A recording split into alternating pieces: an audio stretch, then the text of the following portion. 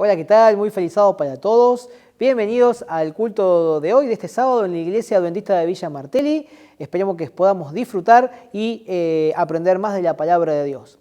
Queremos contarles que el culto de hoy tiene dos partes. Una es de alabanza y otra es del estudio de la Biblia. Así que gracias por estar mirando y esperemos que puedan aprender y compartir junto a nosotros este culto.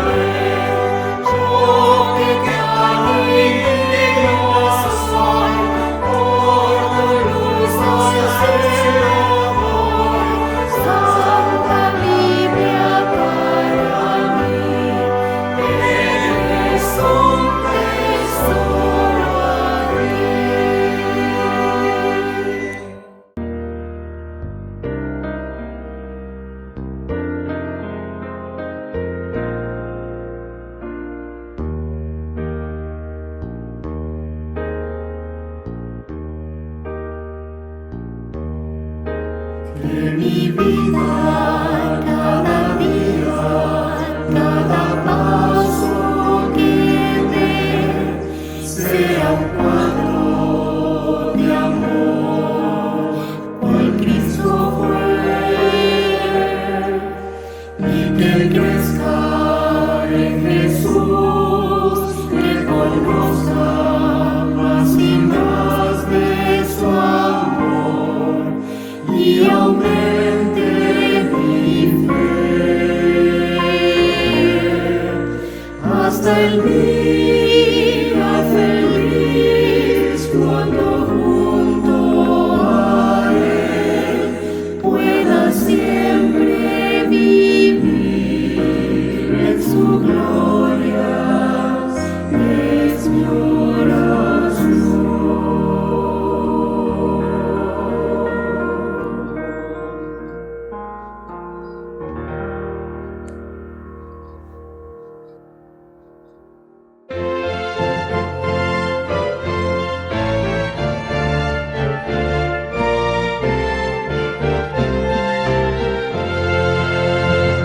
Quiero siempre por Cristo, brillar en un mundo sin luz. Quiero ser de Jesús. Yo quiero siempre por Cristo, brillar hasta su venida en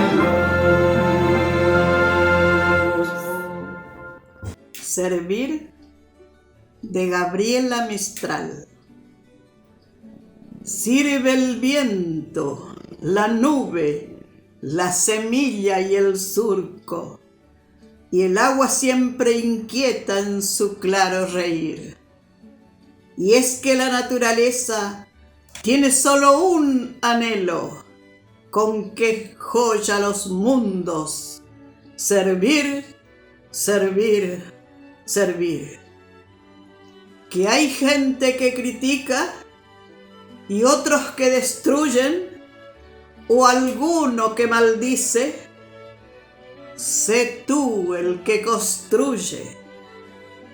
Sé tú el que aparta la piedra del camino, el que alivia el rencor que los ojos enturbiaron, el que siempre realiza los esfuerzos que por duros otros esquivaron.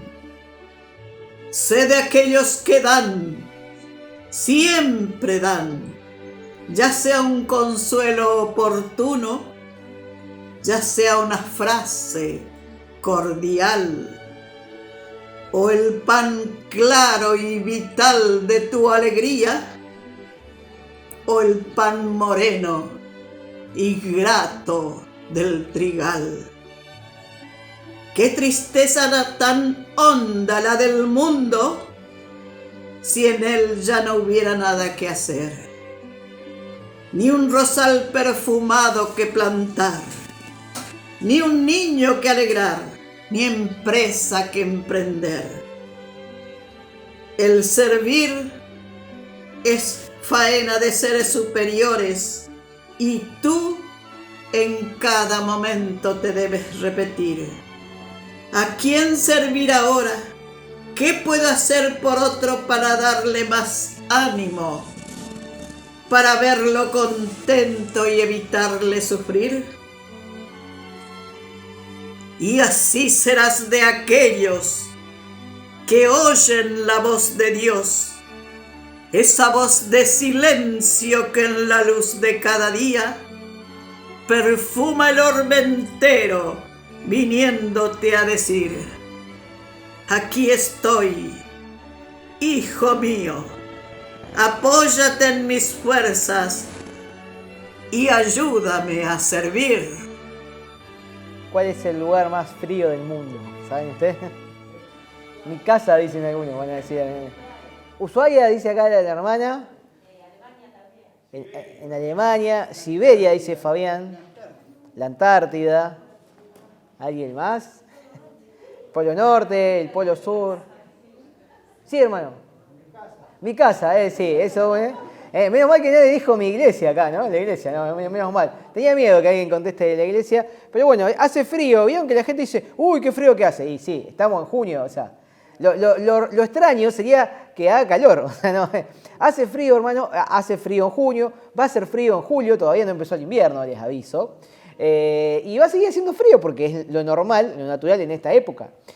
Así como en diciembre hace calor, o sea, ¿no? Y la gente dice, uy, qué calor, ¿no? Siempre el clima nos da que hablar. Pero según los registros geográficos, el lugar más frío del mundo habitado continental, que es una ciudad, un pueblo, como dijo Fabián, está en la Siberia. Está muy lejos de acá, es muy difícil de llegar a ese pueblo, incluso si vivís ahí en Rusia, está bien al este, digamos, ¿no?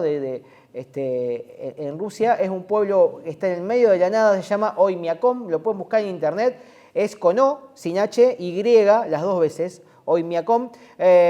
Casi me siento tentado a ponerles un videito. Hay en YouTube, busquen ahí Oymyakon, pueblo más frío del mundo. Hay un videito de televisión española, muy corto, de tener unos 10-12 minutos, que yo vi hace un tiempo, que muestra cómo es la vida en ese pueblo. ¿Por qué es el lugar continental considerado más frío del mundo? Porque ahí se registró en 1933 la temperatura más baja de los registros que hay en relación a un lugar continental, no a los polos, ¿no? Porque ahí hace mucho más frío. En el Polo Norte, aunque hay viviendo gente, hay bases, ¿no? de investigación en diversos países, pero no es un lugar así continental de un pueblo, una ciudad.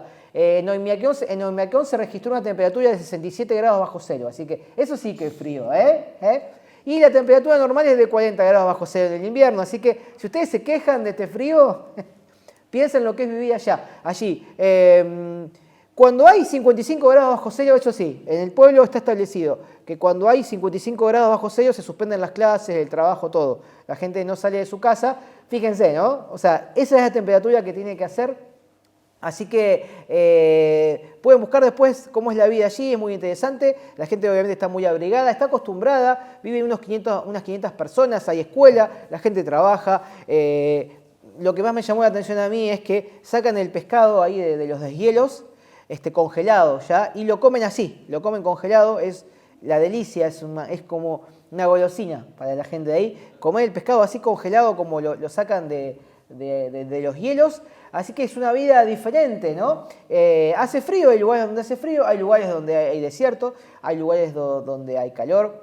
Pero más allá del clima, más allá de las circunstancias externas, más allá de la temperatura, lo importante, queridos amigos, queridos hermanos, es sentir el calor de la familia. Como dijimos aquí, la iglesia es una familia, y sentir que estamos juntos estudiando la Biblia y preparándonos para el cielo. Así que feliz sábado para todos, estamos muy contentos en este sábado, obviamente, porque más allá de todas las circunstancias que nos puedan suceder, estamos en la casa de Dios o estamos mirando por internet. Saludamos a todos los que están mirando en el Zoom, los que van a ver después por YouTube. También saludamos, me dijeron, hay algunos hermanos enfermos, es típico, ¿no?, que tienen algunos hermanos enfermos, y también hay algunos hermanos con COVID. Parece que volvió, ¿no?, de vuelta alguna pequeña ola, así que ánimo, adelante a los que están enfermos. Yo estuve de viaje hace una semana y llegué y me enfermé también. No fue COVID, pero no la pasé bien, así que bueno, estamos felices de estar aquí. Judith y Lucas iban a venir, pasa que bueno, estuvimos de viaje varias semanas, después Lucas estuvo enfermo también. Ustedes saben que los bebés siempre se enferman en invierno. Y hoy lo llevamos a su escuela sabática ahí en la iglesia de Florida, que hace un montón que no íbamos. No queríamos que pierda la familiaridad con sus compañeritos y demás. Así que bueno, dijimos, vamos a llevarlo a su clase después de tanto tiempo. Así que hermanos, una alegría estar aquí. Gracias por la invitación. No sé si han podido ver o han difundido. Me pidieron el título del sermón. Le puse por título Antes del invierno. Porque, bueno, justamente hace frío, estamos en épocas de bajas temperaturas y todavía estamos antes del invierno, estamos en otoño, ¿no? Y le puse así, antes del invierno, y vamos a ver por qué. Vamos a leer algunos versículos de la Biblia y vamos a ver por qué este tema se llama Antes del invierno. Y el sermón de hoy está dividido en 3 partes. Vamos a hablar de algunos versículos de la Biblia que un apóstol inspirado por Dios escribió. Está en 2 capítulos de la Biblia, aunque bueno, ustedes saben que el que escribía la Biblia no escribía por capítulos y versículos, esa es una división que se puso después, sino que escribía la carta, la epístola toda junta, toda de corrido. Entonces por ahí vamos a ver que está dividido con capítulos o versículos, pero el razonamiento, la idea es la misma, ¿no? En todos los capítulos, porque es continuado, es algo que sigue. Y lo que vamos a ver en estos versículos que vamos a analizar en esta mañana son básicamente 3 cosas, tres divisiones. Lo primero que se presenta, o que vamos a ver aquí, es que hay una crisis a nivel social. Hay una crisis general, hay una crisis que afecta a la humanidad. Y es grave, y es triste que haya una crisis. Lo segundo que vamos a ver tal vez es peor que eso. Uno puede decir, bueno, ¿qué puede ser peor que una crisis en la sociedad? Una crisis en mí, una crisis individual, problemas que yo tengo. O sea, crisis en la sociedad, problemas individuales, crisis individuales. Y en el medio de estos 2 relatos, en el medio de estas 2 crisis, entre comillas, un refugio seguro.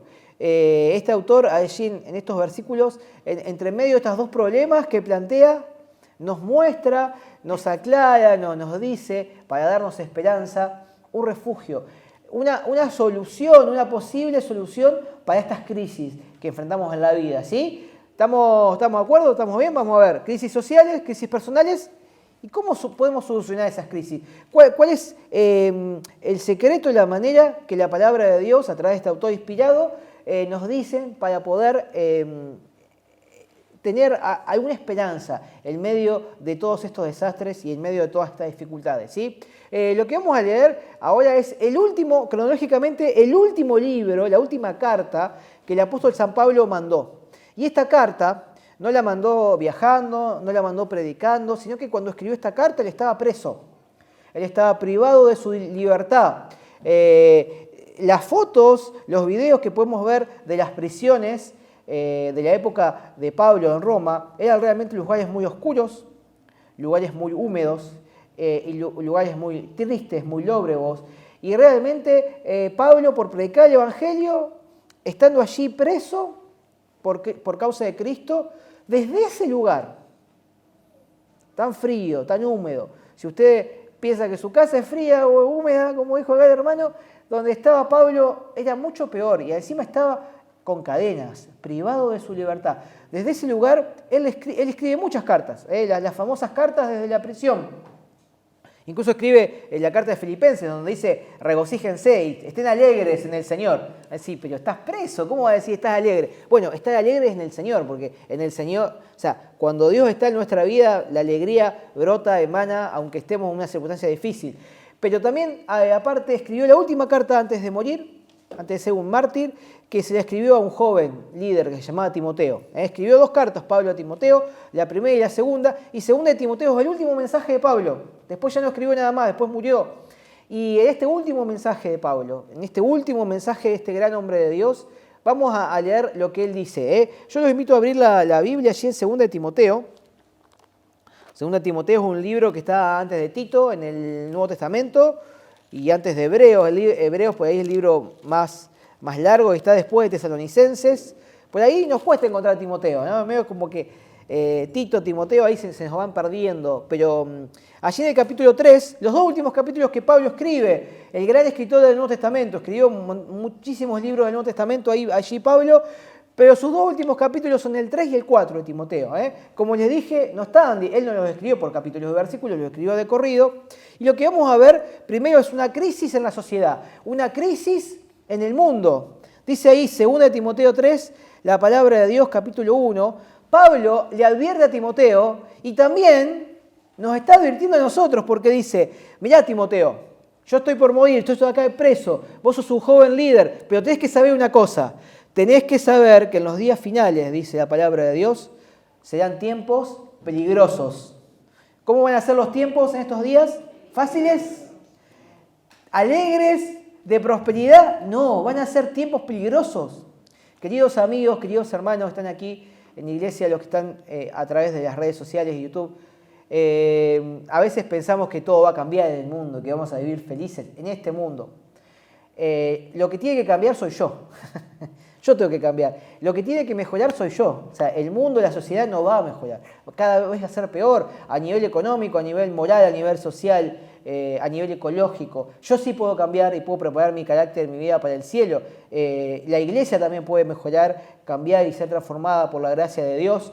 Y solo por Él, no por mis méritos humanos. Pero Pablo te dice, la Biblia siempre te dice la verdad. A veces te dice cosas que por ahí no te gusta, pero siempre te dice la verdad. Mirá, Timoteo, va a venir el tiempo del fin y van a ser tiempos peligrosos. Y aquí lo que describes del versículo 2 es impresionante. Van a venir hombres amadores de sí mismos, o sea, egoístas.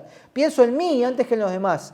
Avaros, dice allí también en el versículo 2, vanagloriosos, soberbios, blasfemos, es decir, que usan y se burlan del nombre de Dios y no le dan gloria a Dios.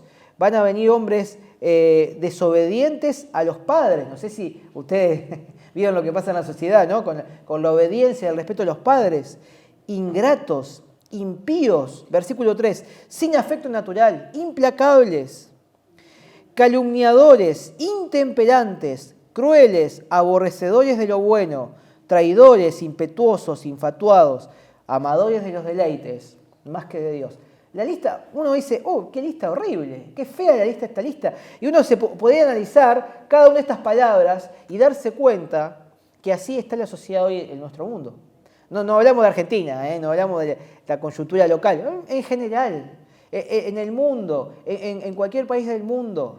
La gente es egoísta, la gente busca su propio beneficio. Las nuevas generaciones son desobedientes a la autoridad, a lo que le dicen los padres o la familia. Lo que dice el versículo 3, ¿no? Podríamos hacer toda una meditación, ¿no? De la gente sin afecto natural. No solamente aquí se refiere al amor cristiano, ¿no? O al amor filial, sino a que han perdido lo que son por naturaleza, ¿no? Hoy la ONU, por ejemplo, reconoce más de 112 géneros. No está el género masculino y femenino, sino que cada uno puede elegir su género. ¿No? Parece que cada uno, yo me autopercibo como esto y lo puedo hacer. La gente ha perdido su afecto natural. Ha perdido se ha desintegrado la familia, que es el plan de Dios para la felicidad, que lo dio en Génesis, cuando creó el mundo, la familia heterosexual y monogámica, esos valores se han perdido y el mundo está en crisis. Me siento tentado a hablar de todas estas palabras, intemperantes, ¿no? Intemperantes literalmente sin freno. La gente no se preocupa, no tiene cuidado del futuro, piensa en el aquí y el ahora y disfruta de la vida y la pasa bien y después, bueno, vienen los problemas, ¿no? Me gusta acá también la palabra cuando dice calumniadores, ¿no? La gente va a calumniar. Literalmente en griego esa palabra es diabolos, fíjense, tiene que ver con el diablo, ¿no? Porque el diablo es un gran calumniador, es un gran mentiroso, es un gran difamador. Y estos calumniadores, estos difamadores, estos que llevan mentiras, chismes, es la obra del diablo, es la misma palabra en griego, diabolos. Así está la sociedad de hoy. Hay una gran crisis. Y si uno ve todas estas características, estos adjetivos, y mira los noticieros, mira las redes sociales, mira lo que pasa en la sociedad, va a encontrar sobrados ejemplos de cada una de estas palabritas que menciona aquí Pablo a Timoteo. La Biblia siempre te avisa del peligro, ¿no? Y te dice cómo van a ser las cosas. Y versículo 5 sigue, ¿no? Dice, tal vez lo peor, tendrán apariencia de piedad. Van a parecer que son gente buena. Van a parecer que buscan cosas buenas. A través de todas estas cosas va a parecer que buscan mejorar la sociedad. Tendrán apariencia de piedad, pero negarán la eficacia de ella. Y Pablo dice a Timoteo, a esta gente evítala. Tené cuidado con aquellos que parecen buenos, pero que la verdad que en su vida no dan esos frutos de lo que dicen ser. Tené cuidado, dice, a estos evita. El versículo 7 a mí me llama mucho la atención. Dice, están siempre aprendiendo y nunca pueden llegar al conocimiento de la verdad. Qué paradójico, ¿no? Personas que están siempre aprendiendo, están siempre tratando de mejorar, pero nunca llegan al conocimiento.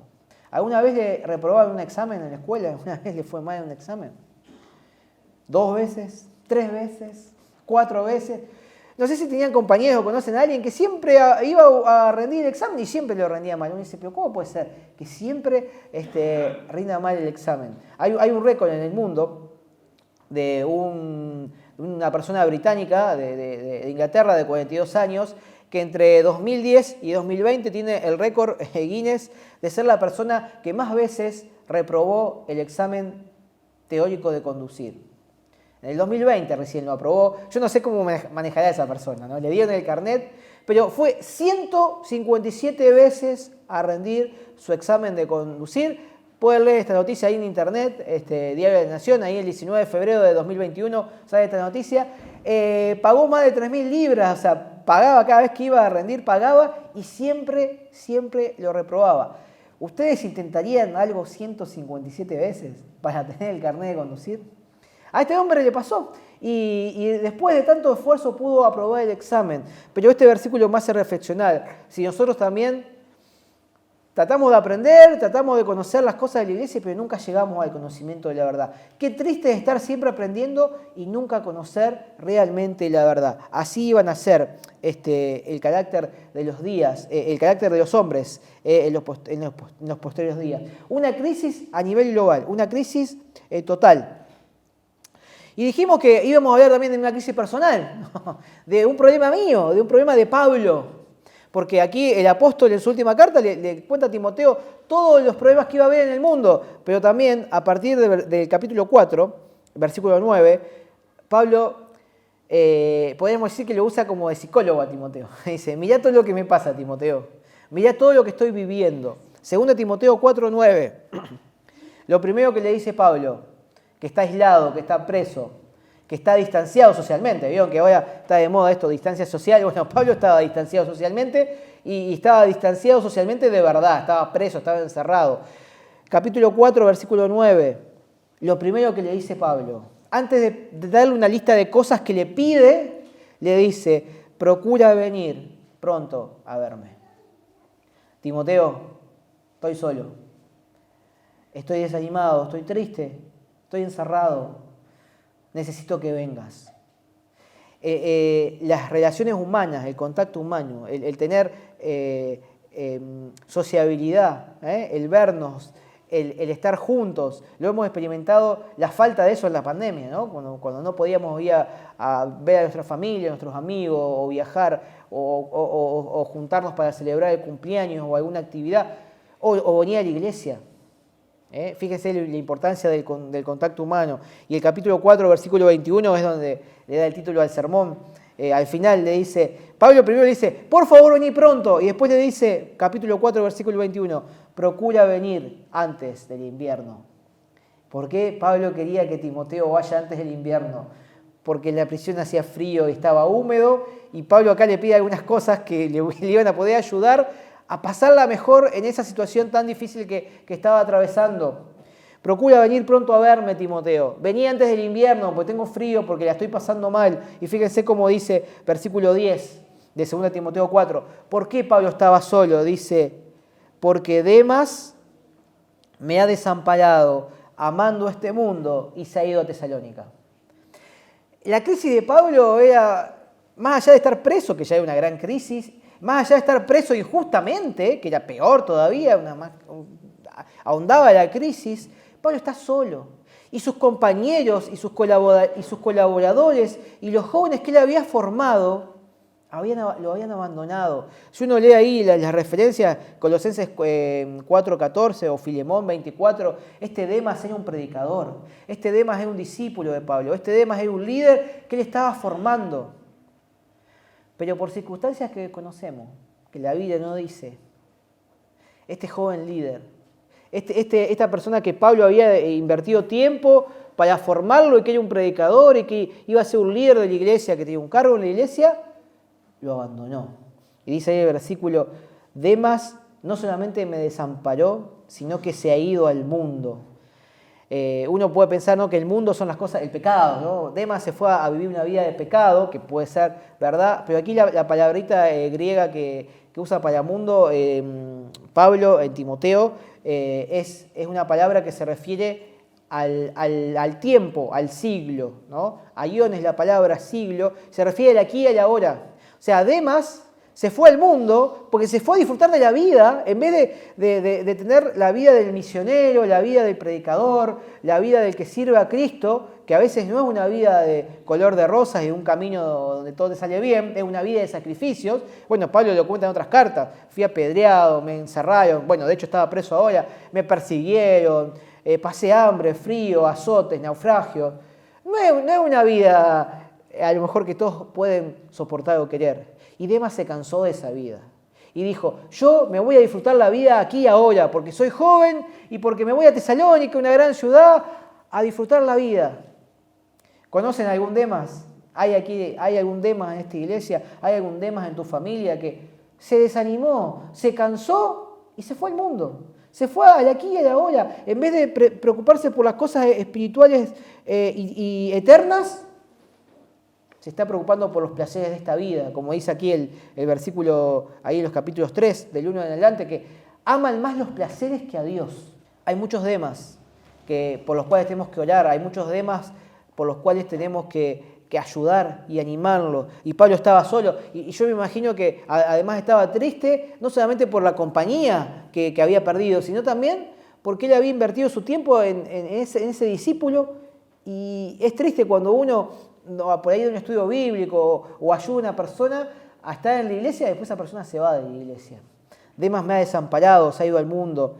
Crescente se fue a Galacia, dice el versículo 10, Tito a Dalmacia, solo Lucas está conmigo, el médico, y dice, toma a Marcos y tráele, porque me es útil para el ministerio. Se podría hacer todo un sermón con este versículo, 2 Timoteo 4:11, hablando de Marcos. Este Marcos se menciona en Hechos de los Apóstoles y en otros libros, era un joven que era pariente de Bernabé, un compañero de Pablo, y cuando Bernabé lo instruyó, lo ayudó, lo preparó, pero este Juan Marcos no servía para predicar, no servía para el ministerio. Y en uno de los viajes misioneros, ahí se cuenta en Hechos 13, que Juan Marcos los abandonó, como Demas, se fue.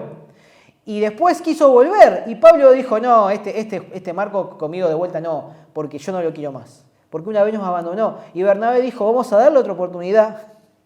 Y Pablo dijo, no, Pablo era un gran líder, un gran escritor, pero también se equivocaba. Ya se acababan las oportunidades. Y fue tan grande la discusión que se separaron, dice la Biblia, Pablo y Bernabé. ¿Por qué se separaron? Por Marcos. Y Marcos se quedó con Bernabé predicando, pero esto había sido hace unos años.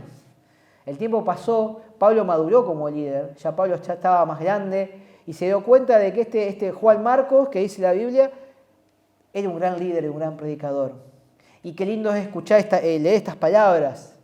Le dice, Pablo está preso, se está por morir, es la última carta que escribe. ¿Y a quién pide ver? Dice, tráemelo a Marcos, porque me es útil para el ministerio. Gracias a Dios que hay líderes como Bernabé, ¿no? Que dan otra oportunidad a los que se equivocaron, como a Marcos. Y ahora Pablo al final reconoce, ¿sabes qué? Tenías razón, Bernabé. Este Marcos era bueno. Lo sacaste bueno al final. Más allá de los problemas, de la crisis, este Marcos fue muy bueno. Tráelo porque me es útil. Y después dice Pablo, versículo 13, cuando vengas tráeme la capa que me dejé en Troas, en la casa de Carpo. Pablo, frío, estás preso. Y justo te olvidaste la capa en la casa de Carpo. La capa era una prenda de vestir muy cara de esa época. Y era muy necesaria y muy útil. Y Pablo estaba preso en un lugar húmedo, frío, oscuro, y necesitaba la capa. Por favor, Timoteo, vení antes del invierno y tráeme la capa porque necesito abrigo, necesito refugio. Y tráeme los libros, mayormente los pergaminos. Y ustedes se piensan que los problemas de Pablo terminaban acá. No, dice, hay un tal Alejandro, el de la caldera, en otras versiones dice el herrero, dice que me está causando muchos problemas, el Señor le pague conforme a sus hechos. No sé qué problemas habrá tenido Pablo con el de la caldera, pero no estaría bueno llevarse mal con el que maneja la calefacción o el que está ahí en la parte de mantenimiento de la prisión, pero Pablo había tenido problemas con este Alejandro. Guárdate tú también de él, le dice versículo 15, en gran manera él se ha opuesto a nuestras palabras. Versículo 16, miren esta soledad. En mi primera defensa nadie estuvo conmigo, todos me desampararon. Crisis personales. Te sentís solo, te sentís triste, sentís que tus amigos, tu familia te defraudó, que se fue, como le pasó con Demas. Sentís que te faltan cosas, abrigo, de cosas materiales, ¿no? Como la capa y los libros. Y lo peor, versículo 16, te sentís desamparado. O sea, sin amparo, sin refugio, a la intemperie. Pero versículo 17 Pablo encuentra un consuelo. Dice, pero el Señor estuvo a mi lado y me dio fuerza. Fíjense lo que hace Dios. Está a tu lado, te acompaña, aún en la peor crisis. ¿Y qué hace más? Te da fuerzas. Para que en mí fuese cumplida la predicación y para que todos lo oyesen. Y así fui librado de la boca del león. Crisis personales, crisis sociales. Y dijimos que íbamos a hablar de un refugio, del mejor refugio. Podíamos leer desde el versículo 10 del capítulo 3 hasta el versículo 8 del capítulo 4. No vamos a leer todos los versículos, pero ahí habla de cuál es la manera de poder encontrar una paz, un refugio, una esperanza en medio de estas crisis. 2 Timoteo 3:10, Pablo le dice a Timoteo, mirá, está todo mal en el mundo, mirá cómo es el carácter de los postreros hombres, de los hombres en los postreros días. Mirá todo lo que pasa, pero Pablo le dice, pero tú, o sea, así son los hombres, así vive la sociedad, pero ese pero es como que te cambia, es como que hace un viraje, es como que vamos mal, pero, y Pablo enfoca para el otro lado, dice, pero tú has seguido mi doctrina, mi conducta, mi propósito, fe, longanimidad, amor y paciencia, persecuciones y padecimientos, como los que tuvo en Antioquía, en Iconio, en Listra, ¿no? Pablo te dice, mirá que vas a tener persecuciones, y también todos los que quieran vivir piadosamente en Cristo, versículo 12, padecerán persecuciones. Mas los hombres malos y los engañadores irán de mal en peor, y siendo engañados. Y el versículo 14 aparece otro pero, otra palabrita que nos cambia la historia, que nos da vuelta. Está todo mal, Timoteo, Yo estoy mal, estoy sin la capa, sin los libros, veniente del invierno, estoy solo. En el mundo hay amadores de sí mismos más que de Dios, aman los placeres, los deleites, son egoístas, son réprobos en la fe. Podés reprobar cualquier examen, pero lo peor de todo es no aprobar el examen de la fe. Y le dice Pablo, pero tú, versículo 14, persiste en lo que has aprendido y de lo que te persuadiste. ¿Y de quién lo has aprendido? Y ahí vienen versículos muy conocidos de la Biblia, tal vez los más conocidos de Timoteo, ¿no? Timoteo 3, 15 al 17. Desde la niñez has sabido las Sagradas Escrituras. Mirá que los hombres son así, la sociedad está así, pero vos sos diferente. Pero vos tenés otros valores, pero vos tenés otro estilo de vida. ¿Por qué? Pues sos mejor, porque estás tocado por la varita mágica, porque, no sé, alguna cualidad especial. No. Porque tú, desde la niñez, estudiaste la Biblia. Porque este libro nos da seguridad en medio del caos. Porque este libro nos dice las cosas como son en medio de la relatividad y la confusión que hay en este mundo. Dice, tú desde la niñez supiste las Sagradas Escrituras. ¿Y cuál es el propósito de estudiar la Biblia? Cumplir un requisito, decir, yo estudié 7 la lección. No, dice, porque la Biblia te va a dar sabiduría, te va a hacer sabio para la salvación, que es por la fe en Cristo Jesús. Toda la Escritura, según Timoteo 3:16, es inspirada por Dios. O sea, esto no es la palabra de hombre, no es que a Moisés se le ocurrió escribir, no es que a Juan se le ocurrió escribir, no es que a San Pablo se le ocurrió escribir. La Escritura es inspirada por Dios.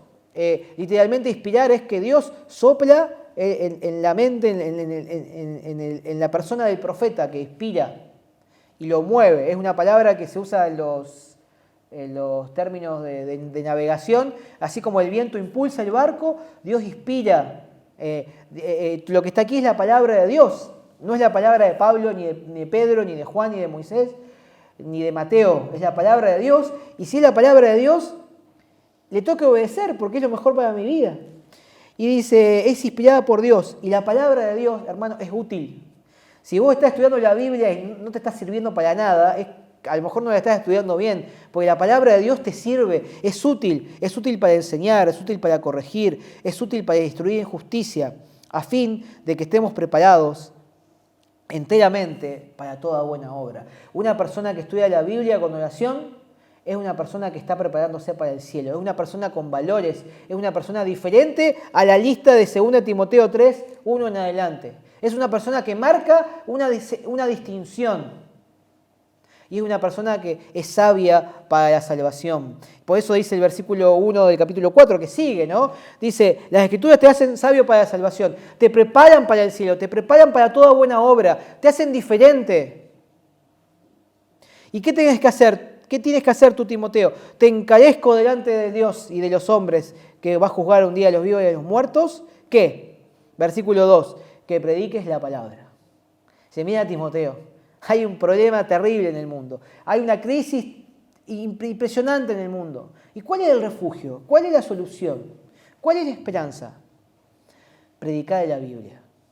Abrir la Biblia, exponer la Biblia y contar acá lo que dice la palabra de Dios. Porque este es el único remedio para la condición humana. Podemos encontrar un montón de soluciones. El mundo te va a ofrecer un montón de soluciones. Pero dice que prediques la palabra, que instes a tiempo y afuera de tiempo, que corrijas, que reprendas con paciencia y doctrina. Consejo impresionante de Pablo, que desde aquella fría prisión romana llega hasta hoy, hasta nosotros, este sábado, 4 de junio de 2022, y nos da este desafío, queridos amigos, queridos hermanos. Dice, y instruye, reprende, exhorta. ¿Cómo? Con paciencia y doctrina. Esto significa, nos muestra un equilibrio. Algunos dicen, hay que ser duro, hay que ser severo. Bueno, no, Pablo no dice eso. Pablo también te dice que tenés que instruir con amor, con paciencia. Así como paciencia que él no tuvo con Juan Marcos, ¿no? Porque él fue duro con Juan Marcos. Pero Pablo dice, tenés que tener paciencia, tenés que decir las cosas con cariño, con amor. Pero tenés que decir la verdad. El hecho de decir las cosas con paciencia y amor no te exime de que no las digas de verdad. Y el hecho de que le digas las cosas de verdad no te autoriza o no te justifica para que las digas de manera dura o para condenar a la gente. Insta, predica, reprende, pero siempre con amor y diciendo la verdad. Y ese equilibrio no es algo que yo tengo, no es algo que ustedes tienen, es algo que Dios solamente nos puede dar y tenemos que orar y trabajar por eso. Dice Pablo, vendrá un tiempo en que ya no soportarán la sana doctrina. A veces uno le explica a la gente, uno habla de la Biblia y dice, no, pero no quiero que me digas eso. No, dice Pablo, no la van a soportar. Dice, sino que van a tener comezón de oír y se amontonarán maestros conforme a sus propias ideas. Yo voy a escuchar este sermón o este pastor porque me gusta más, porque el otro no, me dice cosas muy duras. No sé si escuchado gente que dice cosas así. Dice, se van a amontonar, pasó la pandemia, yo voy a ver esta transmisión porque este es más lindo, ¿no? Entonces uno elegía lo que le convenía. Hermanos, amigos, uno cuando va al médico, ¿va para que el médico le diga lo que uno quiere oír? ¿O va para que el médico le diga lo que uno realmente necesite oír? Si yo voy al médico y me dice, está todo bien, Pablo, no tenés que hacer nada, seguí así. Algunos piensan que vienen a la iglesia o estudian la Biblia y Dios les va a decir, no, está todo bien, no hagas nada, seguí así. Y cada vez que yo me enfrento con la Biblia, yo que soy pecador y me enfrento a lo que Dios me dice, algo me dice, esto está mal, Pablo, esto está mal. Siempre los profetas, los que tuvieron que ir a dar un mensaje a otro, dieron un mensaje de amonestación, un mensaje para cambiar. Si yo estoy enfermo y voy al médico y el médico me dice, está todo bien, no hagas nada, y sigo así, y me sigo enfermo, y me puedo morir. Yo voy al médico para que el médico me diga, tenés que tomar este remedio, tenés que hacer este tratamiento, tenés que hacer esto otro. ¿Por qué? Para que te sanes. Cuando uno va a la Biblia o cuando uno viene a la iglesia, escucha también lo que Dios le dice. Y Dios me dice, Pablo, tenés que seguir este tratamiento, tenés que seguir este camino, tenés que hacer esto. No como un legalismo, una obra para salvar. No, es para que estés mejor, para sanarte de la peor enfermedad de todas, que es el pecado. Por eso dice aquí la Biblia que tenemos que decir las cosas como son para que ayudar a la gente. Dice el versículo 4, se apartarán de la verdad, apartarán su oído de la verdad y se volverán a fábulas. Y sí, es más lindo escuchar un cuentito, un relato, algo light, tranqui, como dicen los chicos, y no escuchar lo que la palabra de Dios realmente te dice. Y el versículo 5 le dice Pablo, sé sobrio, soporta las aflicciones, haz obra de evangelista, cumple tu ministerio. Y esta mañana, queridos amigos, queridos hermanos, le digo lo mismo. Estudiemos la Biblia, primero en los versículos del capítulo 3, 15 a 17, le dice Pablo, estudia la Biblia porque te es útil y después que la estudies, predicá de la Biblia. Y vas a tener problemas, vas a tener complicaciones. Pero Pablo le dice a Timoteo, cumple tu misión, cumple tu ministerio. ¿Cuál es tu misión? ¿Cuál es tu ministerio? Y algunos será predicar, otros será la música, otros será estar en la recepción. Cada uno tiene su don. Dios nos dio ministerio, nos dio dones para que los usemos en favor de los demás y en favor de su misión.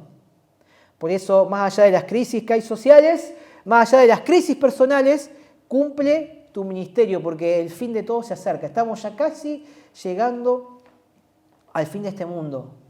La situación es complicada, social, y puede ser que tu situación y tu vida esté complicada también. No sé si como la de Pablo, preso, solo, oscuro, con frío, pero puede ser que sí. Puede ser que la soledad de tu alma, el frío de tu alma sea peor de lo que estaba acá atravesando Pablo. Sin embargo, hay una esperanza. Estudia la Biblia, porque la Biblia te va a enseñar, te va a instruir. Hay muchas fábulas, muchos mitos, perdón por la palabra, muchas pavadas, muchas porquerías, muchas cosas para ver en YouTube, en Internet, en Netflix, por todos lados. Hay un montón de basura que entra en nuestra mente a través de nuestros sentidos y Dios nos dice en la Biblia, mirá, lo que te va a hacer sabio, lo que te va a servir realmente es estudiar la Biblia y después predicar la Biblia y cumplir tu misión en este mundo.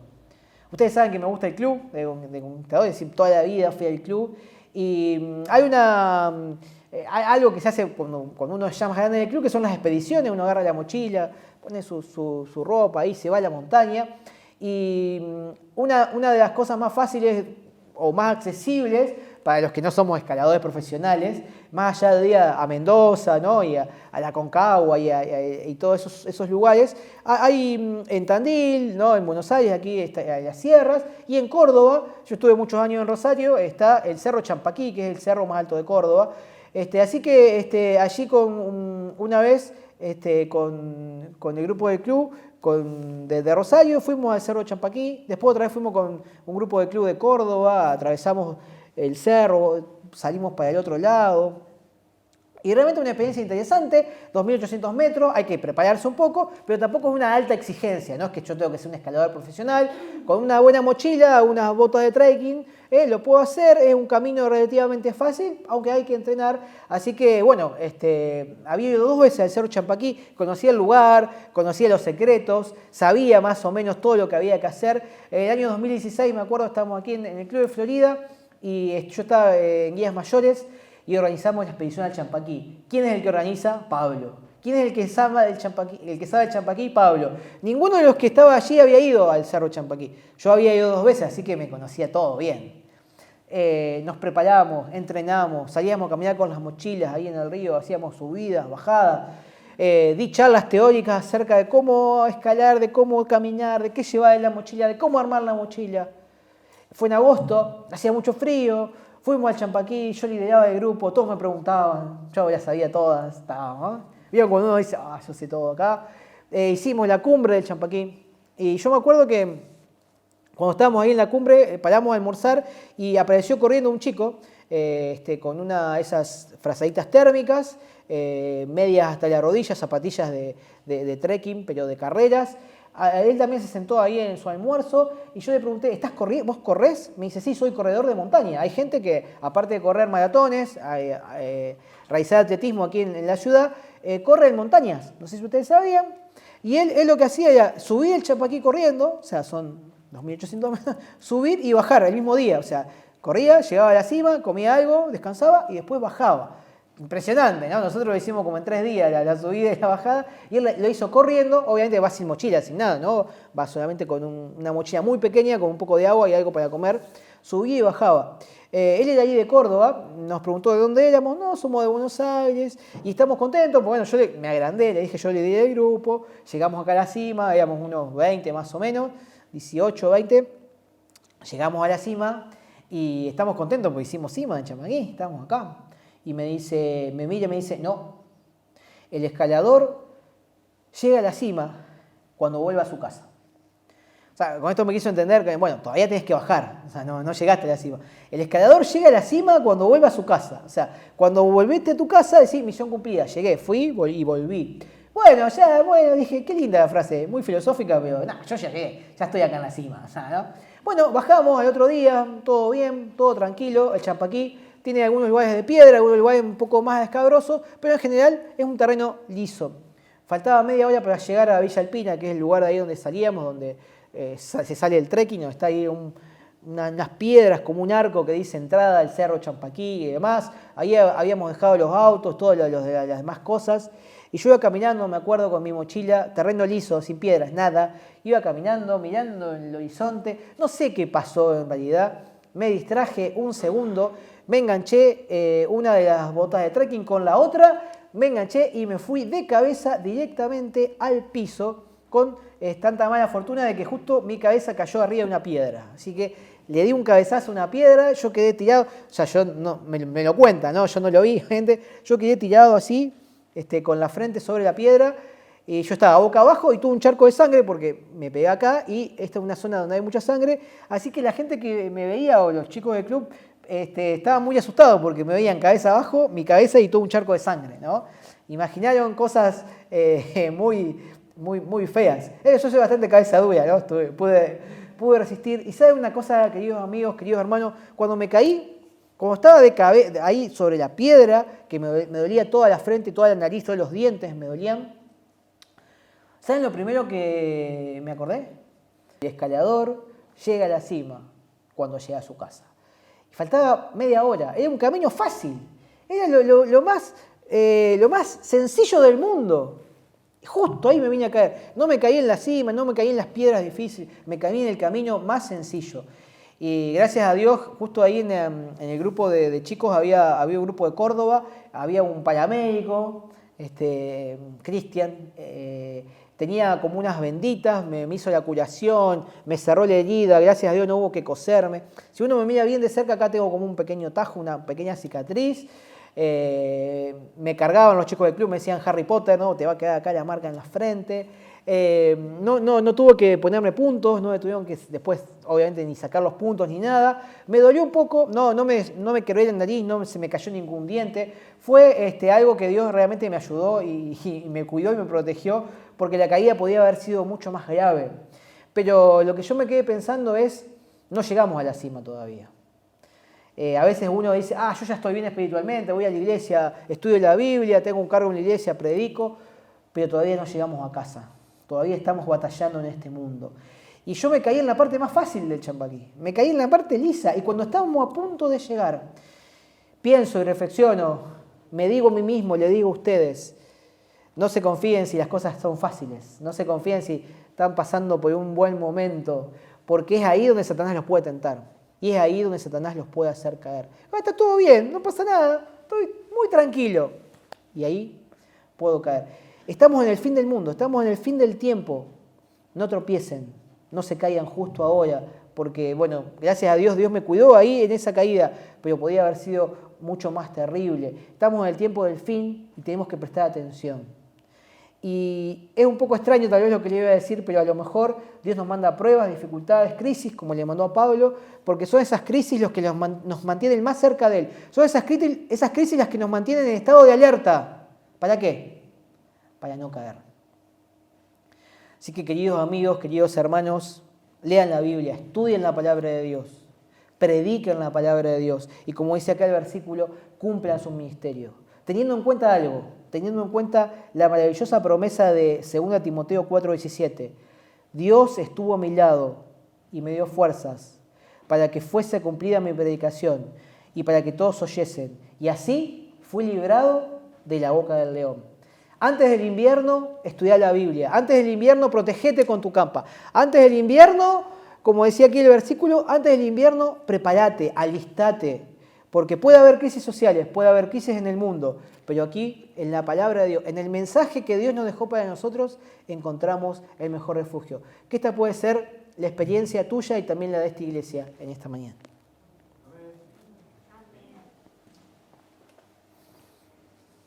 ¿Qué era eso? Padre nuestro que estás en el cielo, te agradecemos por el mensaje de tu palabra. Te agradecemos porque más allá de las crisis que pueda haber en el mundo y también las que estamos atravesando nosotros, tú estás a nuestro lado, nos das ánimo y nos das fuerza y a través de tu palabra encontramos promesas para seguir adelante y terminar nuestra misión. Te pedimos una bendición especial para esta iglesia de Villa Martelli, que bendigas a cada uno de sus líderes, a cada uno de sus miembros, a todas las personas que están mirando también la transmisión, a todas las personas que están enfermas, y que los hermanos, los amigos de aquí de esta iglesia puedan cada día estudiar tu palabra y puedan estar listos para que cuando tú vengas a buscarnos podamos estar todos juntos en el cielo. En el nombre de Jesús, amén. Gracias por acompañarnos en esta transmisión. Será hasta la próxima semana y les pedimos que recuerden que todos los sábados a las 11 de la mañana tenemos un nuevo video con un nuevo tema, con un nuevo mensaje para que todos podamos aprender más de la Biblia.